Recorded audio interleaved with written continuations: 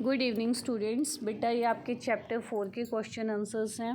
Which of the two Celsius और Fahrenheit scale is more convenient to use? कौन आसानी से हम यूज़ कर सकते हैं? That is Celsius.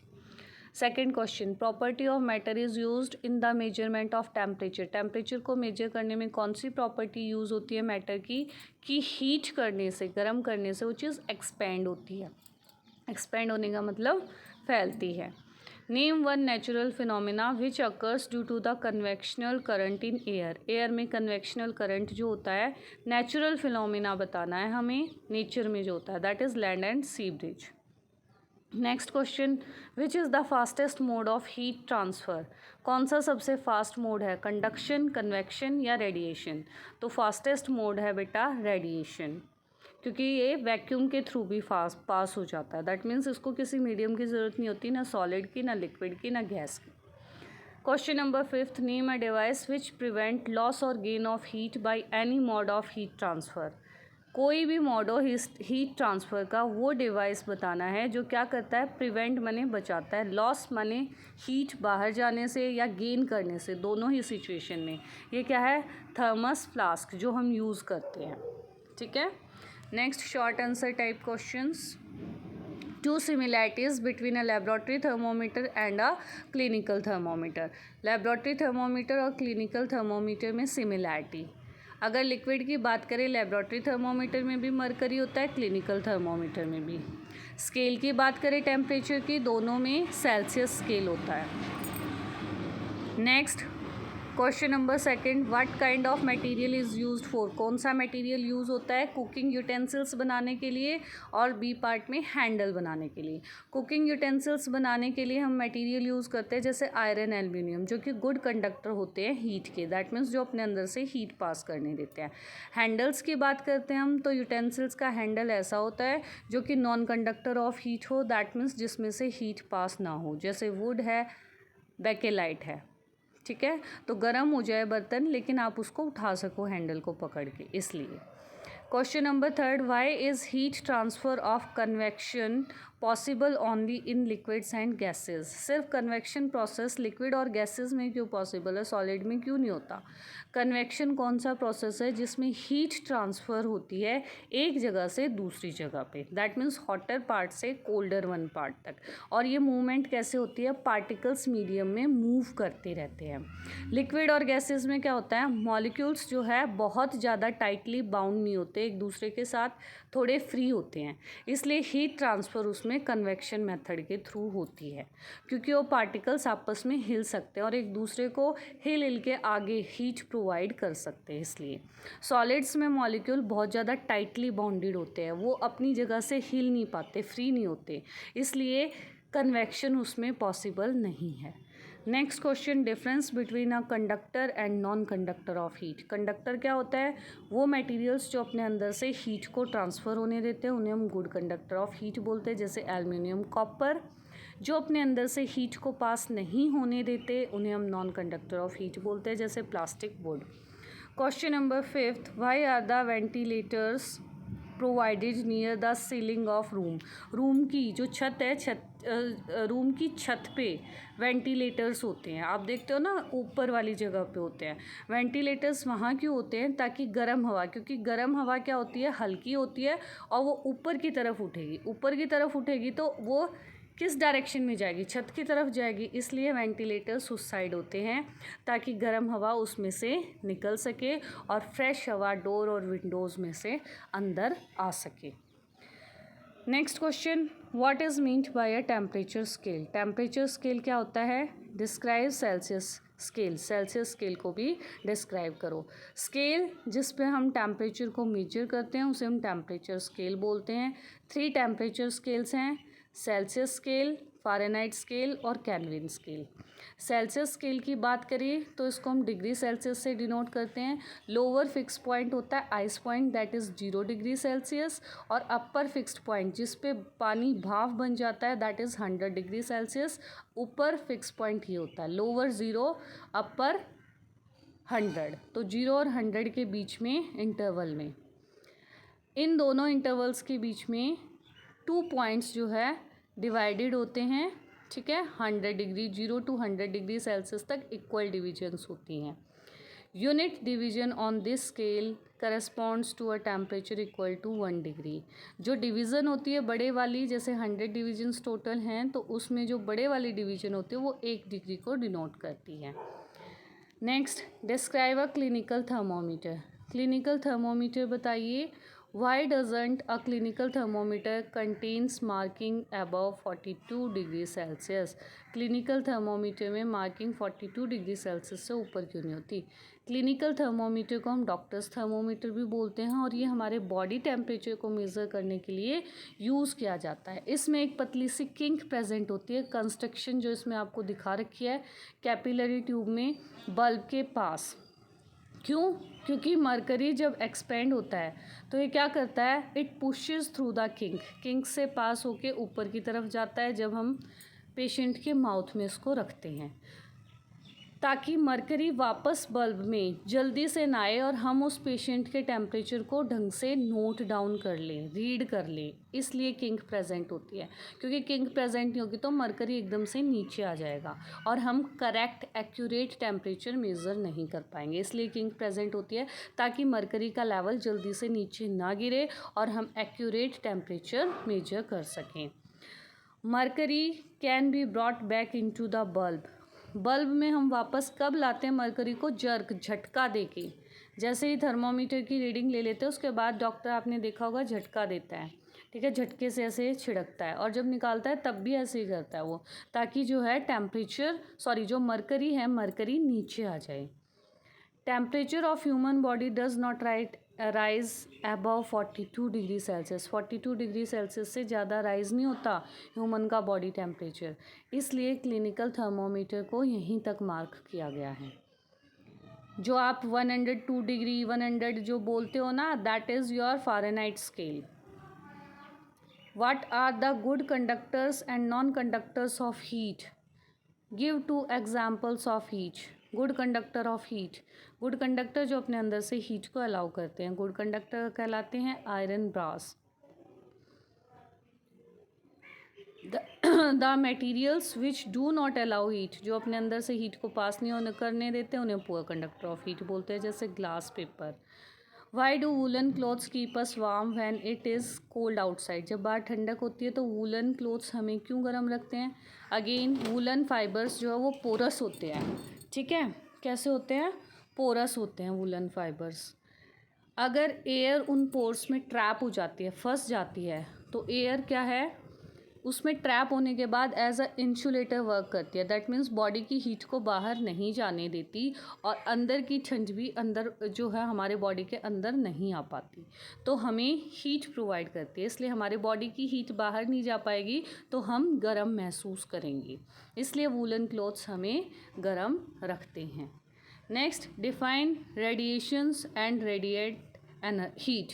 रेडिएशंस क्या होते हैं? The process of transmission of heat in which heat energy travels. वो प्रोसेस जिसमें हीट को ट्रांसमिट किया जाता है। हीट एनर्जी किस में ट्रैवल करती है? स्ट्रेट लाइन में हॉटर बॉडी से कोल्डर बॉडी की तरफ, बिना किसी मटेरियल मीडियम के। दैट मीन्स ना कोई सॉलिड कांटेक्ट में आता है, ना कोई लिक्विड, ना कोई गैस, उसे हम रेडिएशन बोलते हैं। हीट का ट्रांसफ़र सन से अर्थ की तरफ कैसे होता है? रेडिएशंस की फॉर्म में। रेडिएंट हीट क्या होती है? The heat energy transmitted by the process of radiation. वो हीट एनर्जी जो ट्रांसमिट होती है रेडिएशंस की वजह से, उसे रेडिएंट हीट बोलते हैं, जो गर्मी हम महसूस करते हैं उससे। Tick the odd one out. Heat, temperature, convection, Celsius scale. Convection होगा क्योंकि बाकी सब ट्रांसफ़र ऑफ हीट के क्या हैं? मोड हैं, तरीके हैं, ठीक है। कन्वेक्शन, हीट, टेम्परेचर, सेल्सियस सारे क्या हैं? ये एक दूसरे से रिलेटेड है। कन्वेक्शन अलग है क्योंकि कन्वेक्शन हीट को ट्रांसफ़र करने का तरीका है। Second, joules, kilo joules, kilo calorie, calorie, degree. इसमें डिग्री अलग है, बाकी सारी यूनिट हैं हीट की। थर्ड में mercury, glass capillary, thermometer, degree, joules. तो इसमें क्या अलग है? जूल्स, क्योंकि बाकी सब क्या है? थर्मोमीटर से रिलेटेड है। Next, fourth, metals, plastic, water, air, would. इसमें क्या है अलग? इसमें है मेटल्स अलग, बाकी सब क्या है? नॉन कंडक्टर ऑफ हीट हैं। Next is fifth sea breeze, ventilation, thermal radiation, ocean current. क्या अलग है? थर्मल रेडिएशंस दूसरे किससे रिलेटेड हैं? कन्वेक्शनल करंट से। Next define heat. हीट क्या है? एक फॉर्म ऑफ एनर्जी है जो हमें क्या सेंस देती है कि कोई चीज़ हॉट है या कोल्ड है। दूसरे वर्ड्स में हम कह सकते हैं टेम्परेचर में डिफरेंस दो बॉडीज़ के बीच में, ठीक है, वो क्या है? हीट एनर्जी जब उसमें फ्लो करती है तभी हमें पता चलता है। It is flow out of the body, it cools the body and if it flows into a body it warms the body. अगर ये बॉडी से बाहर निकल जाए तो बॉडी ठंडा होता है, अगर अंदर चली जाए तो हीट तो गर्म महसूस होता है। तो हीट को कैसे मेजर करते हैं हम? कैलोरी में। SI यूनिट इसकी जूल है।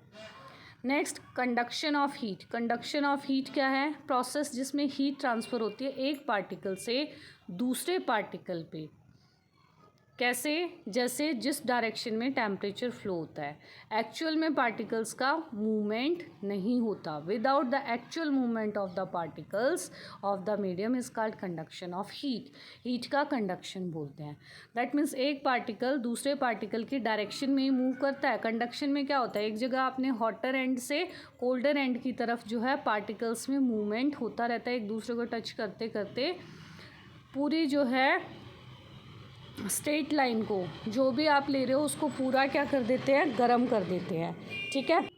तो कंडक्शन ऑफ हीट में क्या होता है कि जो हीट है वो कैसे ट्रांसफ़र होती है? सॉलिड्स में होती है हाइयर टेम्परेचर से लोअर टेम्परेचर की तरफ, उसे हम कंडक्शन ऑफ हीट बोलते हैं। एग्जाम्पल, अगर आपने कोई स्टेनलेस स्टील वाली स्पून रखी हुई है फ्लेम पे तो धीरे धीरे वो गर्म हो जाएगी। किस वजह से? कंडक्शन की वजह से। थर्ड है इंफ्रा रेड रेडिएशंस। ये लाइट की वो वेवलेंथ होती है, सबसे लंबी वेवलेंथ होती है एक तो रेड लाइट की, जिसे हम इंफ्रा रेड लाइट बोलते हैं। 1/3 पार्ट लाइट का जो हम सन से रिसीव करते हैं वो इंफ्रा रेड रेडिएशंस ही हैं। ये इम्पॉर्टेंट हैं क्योंकि ये इंफ्रा रेड रेडिएशंस ही हीटिंग इफेक्ट प्रोवाइड करती हैं, वो हीट ऑब्जेक्ट्स को गर्म करती हैं। Next is land bridge. Land bridge क्या होता है? जब सूरज अस्त हो जाता है उस टाइम पे लैंड जल्दी से ठंडी हो जाती है, हीट जल्दी से लूज़ कर देती है। लेकिन समुद्र का पानी जल्दी से ठंडा नहीं होता रात को। तो क्या होता है? समुद्र के ऊपर जो गर्म हवा होती है वो किस साइड? ऊपर की तरफ उठती है और उसकी जगह कौन लेती है? ठंडी हवा, जो कहाँ से आती है? लैंड की तरफ से, क्योंकि लैंड जल्दी से ठंडी हो जाती है रात के टाइम पे। तो लैंड से ठंडी हवाएं समुद्र की तरफ चलती हैं रात को, जिसे हम क्या बोलते हैं? Land bridge. ब्रिज का मतलब होता है ठंडी हवा। कन्वेक्शन करंट क्या होते हैं? जब वाटर को आप हीट करते हो एक राउंड बॉटम फ्लास्क में, तो वाटर बॉटम से गर्म होना स्टार्ट हो जाता है पहले, फिर गर्म पानी हल्का होने की वजह से क्या होता है? ऊपर की तरफ राइज करता है और ठंडे पानी के पास आ जाता है। तो क्या होता है? ये ऊपर की तरफ आएगा, ठंडा पानी कहाँ चला जाता है? The colder water from the surroundings move down. फिर सराउंडिंग से ठंडा पानी नीचे की तरफ आ जाता है, फिर वो गर्म होता है, फिर वो ऊपर की तरफ आता है, फिर दूसरा ठंडा पानी नीचे की तरफ आता है। इस तरीके से यूनिफॉर्मली जो है टेम्परेचर जो है घूमता रहता है, जिसकी वजह से कन्वेक्शनल करंट प्रोड्यूस होते हैं। दैट मीन्स गर्म ठंडा, दैट मीन्स गर्म राइज होके ऊपर आ रहा है, ठंडा उसके कांटेक्ट में आते ही नीचे की तरफ बॉटम में जा रहा है, फिर वो भी गर्म होता है। इस तरीके से साइक्लिक मूवमेंट रहती है वाटर की, जिसे हम कन्वेक्शनल करंट बोलते हैं। Next is quick assignment.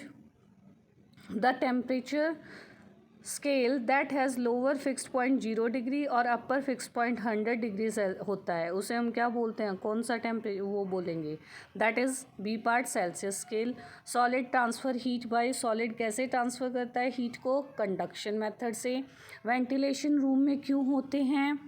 Third का है B पार्ट कन्वेक्शन की वजह से। Fourth, in which of the following mode of heat transfer do the molecules travel from the hotter part of a body to the colder part? hotter से colder part की तरफ कौन सी में होते हैं? that is E part। Fourth का E part इसमें है ही नहीं। in which of the following mode of heat, fourth का है B part बेटा, कन्वेक्शन, ठीक है। कन्वेक्शन मेथड, जिसमें हीट ट्रांसफ़र होते हैं मॉलिक्यूल्स में जब हम ट्रैवल करते हैं हॉटर पार्ट से बॉडी के कोल्डर पार्ट की तरफ, ठीक है। फोर्थ का B part convection. Fifth wooden spatula, अगर आप एक आइसक्रीम की अंदर रखोगे तो ऐसा तो नहीं है वो ठंडा हो जाएगा, वो ठंडा नहीं होगा क्योंकि हॉटर से जो हीट ट्रांसफ़र होता है हॉटर एंड से कोल्डर एंड की तरफ होता है, कोल्ड से कोल्ड भी नहीं होता। दैट इज़ फिफ्थ का D part, does not became cold, वो ठंडी नहीं होगी। One word, form of energy that causes sensation of hotness and coldness.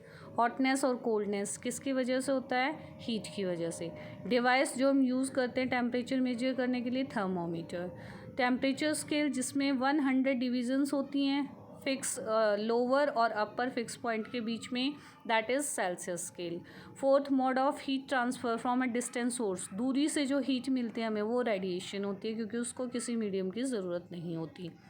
Fifth, flow of ocean water. Ocean water जो अलग अलग टेम्परेचर होता है, ठीक है, वो जैसे मैंने पोल्स और इक्वेटर का बताया था, तो वो क्या है? Ocean current.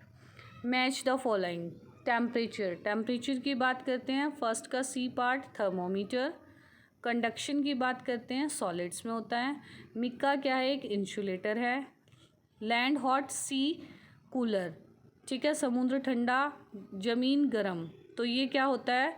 That is sea breeze. And fifth, bright and shiny. Bright and shiny क्या होता है? D part, that is poor heat absorber, जो कम हीट एब्जॉर्ब करते हैं। ओके बेटा, दैट्स ऑल। ये आपका चैप्टर 4 हो गया है कंप्लीट।